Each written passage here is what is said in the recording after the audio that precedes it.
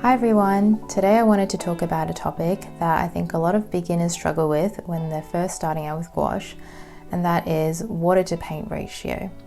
And I want to preface this video by saying that there is no right or wrong way to paint with gouache. Gouache is a really versatile medium. You can use it very thin and washy like you would in watercolor, but you can also build up the opacity of the paint and paint very thick and really lather on thick gouache onto your painting surface. So in this video, I just want to talk about how can we achieve that velvety, creamy consistency that gouache offers. So I want to jump right in and start addressing some of the problems that you might be facing. So I think the most common reason for not being able to paint with that creamy consistency is because we are simply not laying enough paint out onto our palette. And I know I was guilty of this when I first started painting with gouache. I would put out really little dabs of paint because, as we know, artist grade gouache can be very expensive, and so I was very precious about it. But the reality is, if you don't put out enough paint, that paint is just not going to make its way onto your painting surface. So we have to start with a generous amount of paint. Now, if you're worried about wasting paint after a session, my solution for this is to squeeze your gouache out into an airtight palette. And I have two airtight palettes that I really recommend. I've been using these for at least 3 to 4, if not more years, and they have worked really well for me. The first one here comes with a silicone lid, and I'll just say that neither of these are completely airtight, in the sense that if you leave your gouache in these boxes untouched for many months, then the paint will dry out slowly over time. But they are airtight enough that they are very manageable if you go weeks or even months without using your gouache. And I will go into the details of how I like to manage my palettes. I've just refreshed the paints in here, meaning I used a toothpick and I sprayed it down with water and I just gave everything a mix. And I do have a video on my channel about reviving dried gouache, so if you're curious about that, you can have a look at how I did that. But basically, when I kind of refresh it, I would top up the gouache in these wells. I haven't done it in this case because I know I'll be leaving for an extended period of time, so I'm trying to use up the gouache that I have in here. But I would recommend to top it up so that it's at least maybe half full in each of the wells. So that way, when you go to paint, you have a generous amount of gouache in here that you can just dip your paintbrush into, and you don't have to worry about any leftover paint being wasted, because as long as you care for these a little bit, they can stay fresh for a really, really long time. The second palette here comes with this lid that snaps shut around the edges, but I would say the two of them are more or less the same. It's just personal preference which one you prefer. This one's a little bit smaller, the wells are a little bit smaller. I would say that this one is more comfortable to use at home. I do like having larger wells so that my larger brushes fit into it more comfortably. I like the smaller one for bringing out plein air painting with me.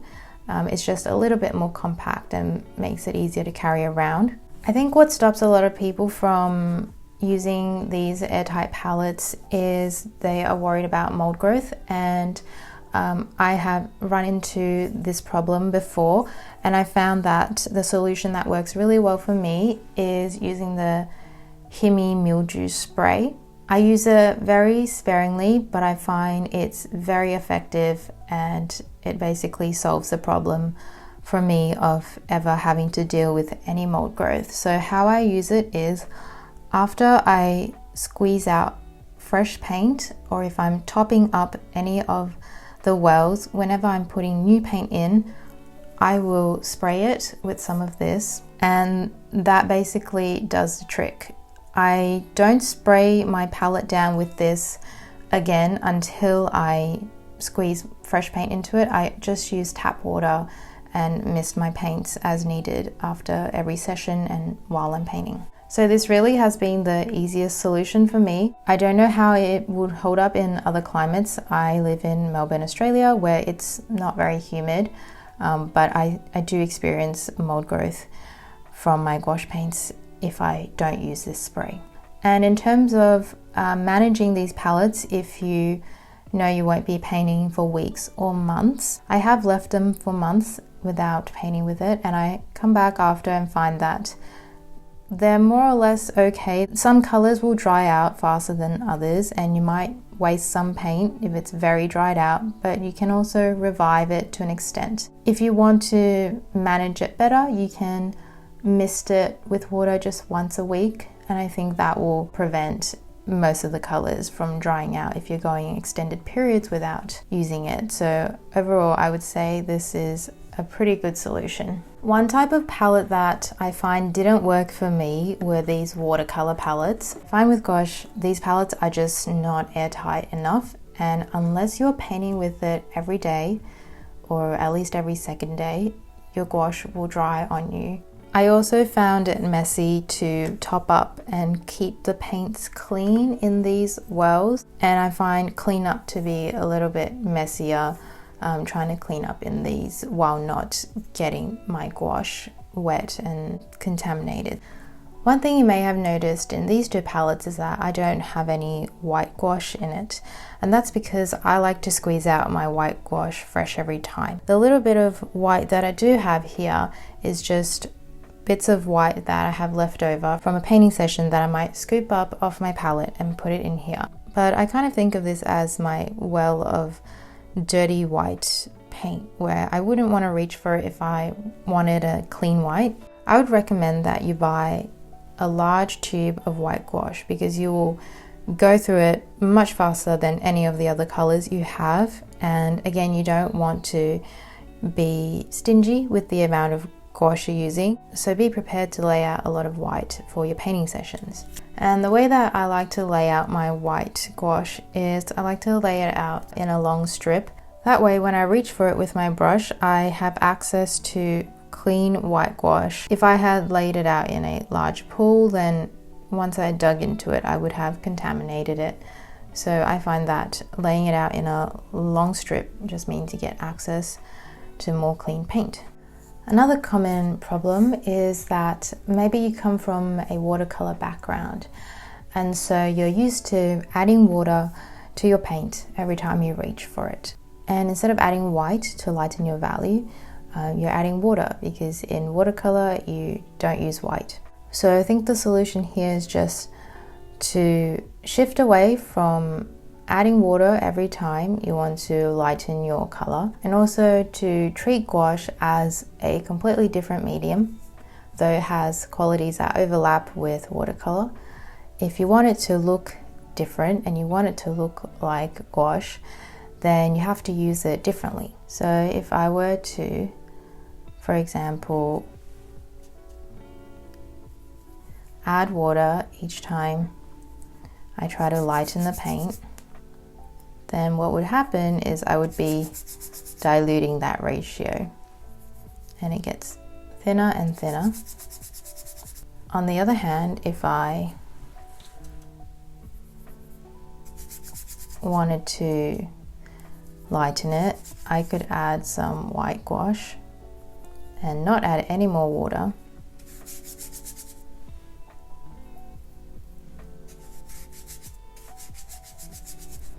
And we can see that it is much more opaque, and it's got that more creamy consistency that we get from gouache that you wouldn't quite get from watercolor. So maybe one thing you can try is start with a brush that has a little bit of moisture in it, but not too much, and just pick up your paint. So let's try a different color and really scoop it up onto your brush. And what if you just lay that down on the paper and just get a feel for that? So this can be gouache that's just straight out of the tube. You should still be able to move it around a little bit. It shouldn't be so thick that you can't spread it at all, but maybe that depends on the exact tube of gouache. But I'm using it straight from the wells, and I only just had a bit of moisture on my brush, and I can feel it's thick. If I want it to spread a little bit more, I could just add a tiny bit of water, but I have this habit, I think, of every time I want to add water, I actually first reach for a little bit more paint. And so that ensures that as I add water, I am not completely diluting the ratio. And so now I still have that really creamy velvety consistency, but it just spreads a little bit further. You can see here I would already want to be adding more gouache into this pile because I can feel it starting to get more thinned down as I'm adding more water. So if you've never tried kind of scooping up your gouache, have a go at doing that. It will show you just how much paint you really need to have on your brush and on your palette in order to spread it around while having it be in a nice thick creamy consistency. Something that helps me control the amount of water that goes into my mixtures is my towel here. And it's something that maybe gets overlooked. I always try to include it in the camera shot so you can see when I'm wiping off my brush, because I do use it to help me control the amount of moisture. If I have this feeling that I've picked up too much water, I'll just quickly wipe it off before I go into this mixture. Even if the mixture itself is too watery, I probably would first adjust it with more paint, but I could also just come to my towel and wipe it off. But you will see that I get a very watery consistency here because there's just too much water to paint ratio here. But sometimes it might still be creamy, but just a little bit too wet, and I'll just wipe it off here. And this towel helps me to control the amount of water in my paint. And the reason I like to use this over, say, a paper towel or some tissues, because I find that a tissue, it would just get soaked through too quickly. You know, I'm playing around a lot with the amount of water that I'm using, and this towel will just last through the entire session without getting soaked, and it's absorbent enough that it can take out enough moisture so that I have good control over my paint. One thing that I would caution against is using paint that's dried on the palette. Here's some leftover paint from a few days ago, and if I try to use this, it would take a lot of water to reactivate it. And you can see I can never get it back to that creamy consistency. Instead, it would just be this very watery and thin consistency, which is the opposite of what we're trying to achieve. So I would caution against using any dried paint that you have on the palette. It's best to just start with fresh gouache from the tube. I also want to touch on the brand and type of gouache that you use, because it does make a difference. My recommendation always is, if you have the budget for it, to just go for artist grade gouache, and you can just get a small limited palette, just the 3 primaries plus white, and you can get very, very far with just a limited palette of good artist grade gouache. And these are some brands that I've used over the years that I really enjoy. You will find that artist grade gouache just feels more creamy to start with. As for student grade paint, you will see on my channel I have a lot of videos that I did with Himi gouache, and I will say it does feel different, and it took me some time to get used to when I first painted with it, but it is still good enough that I can paint thick and opaque and creamy with it. So that's just something I wanted to bring up in case you are using student grade paint and really struggling with it. It could be the thing that is holding you back. If you are using student grade paint, then I would recommend just squeeze out large piles of it and try see if you can get that creamier consistency by using a lot more paint. Some final closing thoughts that I have on this topic are that it really is just a matter of practice and experience, and a lot of trial and error, and just being open to experimenting different things. Just asking yourself the question of what if I didn't reach for water every time and I actually just picked up more paint? Would that help me? Would I be able to spread the paint better if I just grabbed more paint instead of grabbing more water? I do think that with time and experience, you start to get a feel for the amount of water that's in your brush and that's in your mixture, and the amount of paint that's in there, and also the amount of paint on your paper. and so when you lay it down, you're very aware of, very conscious of all these different things. I do think that in watercolor painting, you have to be even more conscious and more careful about the amount of water that's going into it, as well as how wet or dry your paper surface is. I think gouache is a little bit less finicky, but again, it's something that just comes with experience, and you start to get a feel for it, and then you are thinking about it less consciously, and it becomes more subconscious. You might also want to challenge yourself by just really squeezing out big piles of paint on your palette and telling yourself that by the end of a painting session, all of that paint on the palette, it has to be used up. None of it must go to waste.